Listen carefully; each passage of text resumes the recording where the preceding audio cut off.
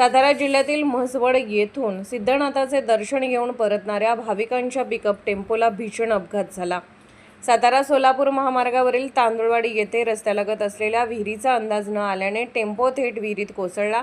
या दुर्दैवी दुर्घटनेत 8 जणांचा मृत्यू झाला असून परिसरात हळहळ व्यक्त होत आहे। अपघात घडला त्यावेळी तांदुळवाडी येथील इरफान मुजावर हा तरुण दुचाकीवरून जात होता। टेम्पो विहिरीत पडल्याचे पाहताच त्याने तात्काळ गावकऱ्यांना आणि मदत यंत्रणांना माहिती दिली। त्याचवेळी पाण्यात बुडत असलेले एक लहान बाळ त्याच्या नजरेस पडले। क्षणाचाही विलंब न करता इरफानने विहिरीत उडी घेतली आणि बाळाला सुरक्षित बाहेर काढून त्याच्या पोटातील पाणी बाहेर काढत त्याचा जीव वाचवला। यानंतरही त्यानं धाडस सोडलं नाही। विहिरीत हालचाल दिसताच 2 लहान मुले, एक महिला आणि 2 पुरुषांना ग्रामस्थांच्या मदतीने बाहेर काढण्यात त्याने महत्त्वाची भूमिका बजावली। इरफानच्या या शौर्यामुळे 5 जणांचे प्राण वाचले तर आणखी 2 पुरुष स्वतः पोहत बाहेर येण्यात यशस्वी झाले। मात्र टेम्पो विहिरीत उलट्या बाजूने पडल्याने आत अडकलेल्या 7 महिला आणि 6 महिन्याच्या एका बाळाला वाचवता आले नाही। या घटनेबद्दल दुःख व्यक्त करताना इरफानने आणखी एक जीव वाचवता आला असता तर बरे झाले असते अशी खंत व्यक्त केली।